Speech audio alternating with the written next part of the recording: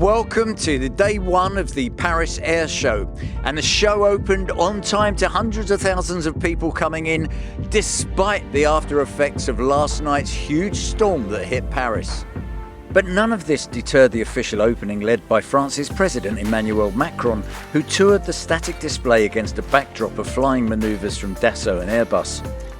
And talking of Airbus, there'll be plenty of celebrations in Toulouse tonight as the company announced the largest ever single fleet order in commercial aviation history. India's largest carrier, Indigo, announced 500 A320 family, that's A320s, A321neos and A321XLRs, to take its fleet to more than 1,000, which Peter Airbus, the CEO of the airline, said reflected the importance and the potential of the Indian market. Israel's defense minister formally inaugurated his country's national pavilion, featuring 17 Israeli defense companies. This has been a record-breaking year for Israeli defense exports, more than $12.5 billion. And these exports have doubled in less than a decade and increased by 50% in the last 3 years alone. In the US pavilion, AIA welcomed members of Senate and the House congressional delegations. But all eyes turn to the skies for the clearest indicator of progress in urban air mobility.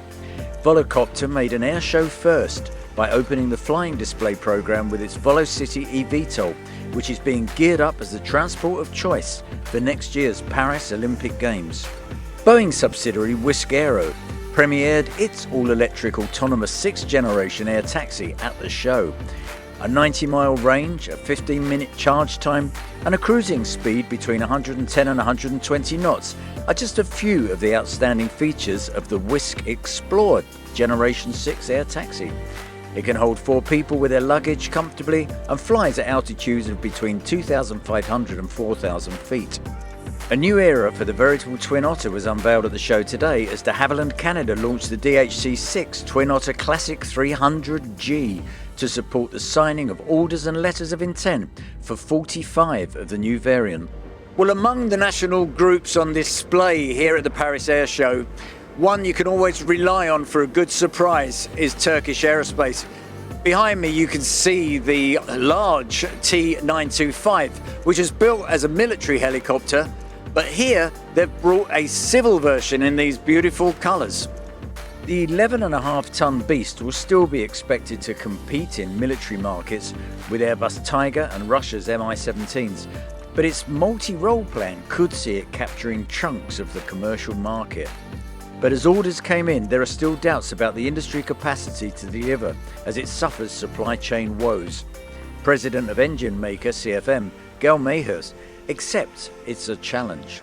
The supply chain is really a key issue. Subject of interest to us. You have to remember that before COVID, we were in a big ramp up. March 2020 happened, the traffic fell 80% in 2 weeks.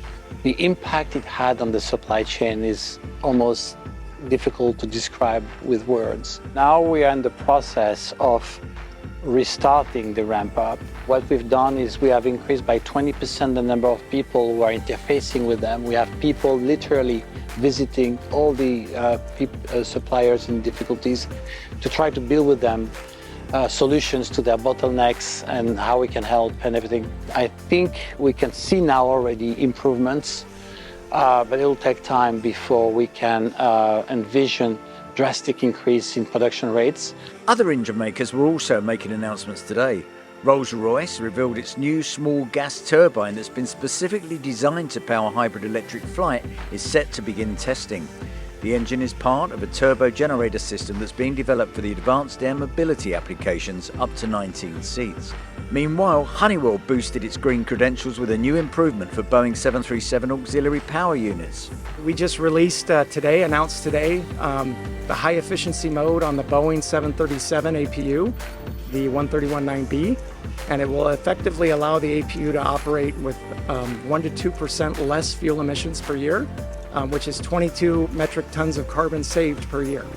And H2Fly, the developer of hydrogen electric powertrain aircraft systems, announced the next generation of its proprietary fuel cell system, the H175, for commercial aircraft applications.